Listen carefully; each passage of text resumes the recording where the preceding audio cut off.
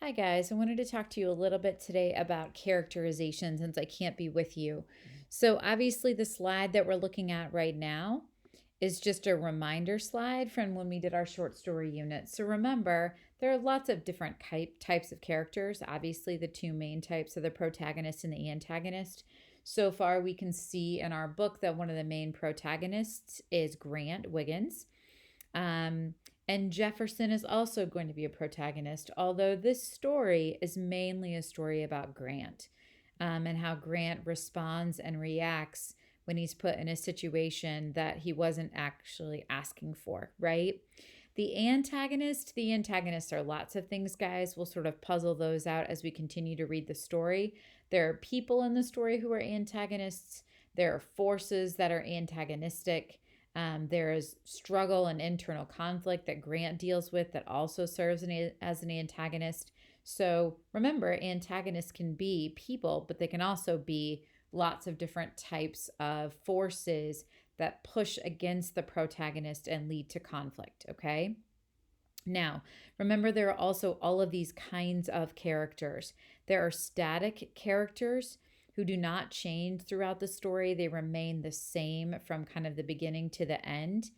There are dynamic characters who grow and change and who, encountering conflict, become better or stronger or get weaker and become unstable.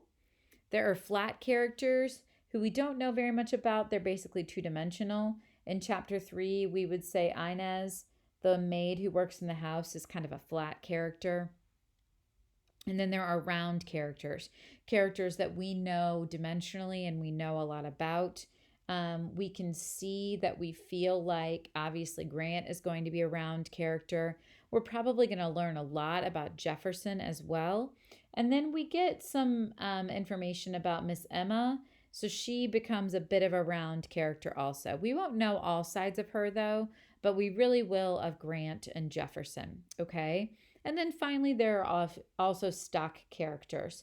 I would say that Mr. Henri is a bit of a stock character. He sort of serves as that boss man, southern gentleman type, that he's a bit of a stock character, okay?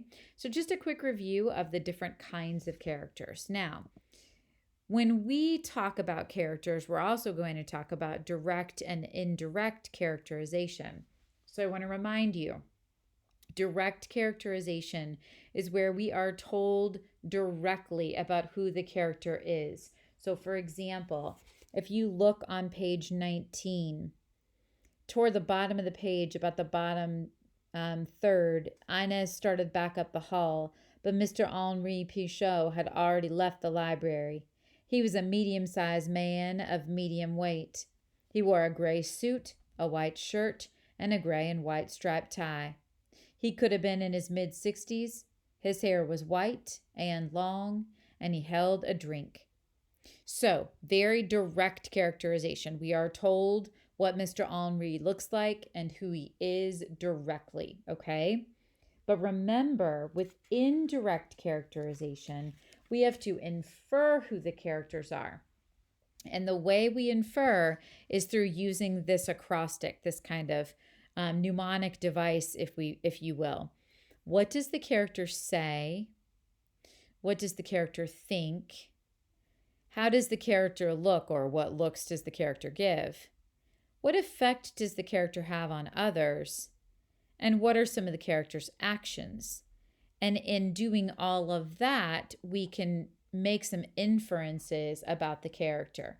So, for example, if you go on to page 20, I believe it's on page 20. Yes, on page 20, almost dead in the middle of the page. My aunt put her arm around her shoulders to comfort her, Miss Emma, and to help her stand. I looked at the two white men, who raised their glasses.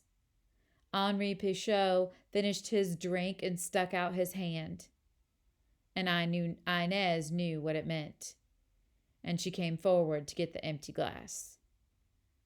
So, based on that action and what he did, and based on the impact that he has on Miss Emma, We can make some assumptions about Mr. Henri. Maybe we assume that he likes to be waited on, or not even likes to be, but he expects to be waited on. Maybe we can assume that he's not going to extend any more courtesy to Miss Emma than what he thinks she's due. Maybe we can assume lots of things about Mr. Henri, okay? So what I want you to do for this assignment, guys, is this. You are going to go into Canvas, and once you complete your discussion, so you should have done that already this period, you're going to do this lesson before dying steel chart. So you're going to click on this document and open it up. You're probably going to need to save it. And you're going to pick one of a few different characters, and you're going to document some direct evidence directly about what that character says, thinks, the impact the character has, the actions of the character, and how the character looks, okay? Then you're going to infer, do some analysis.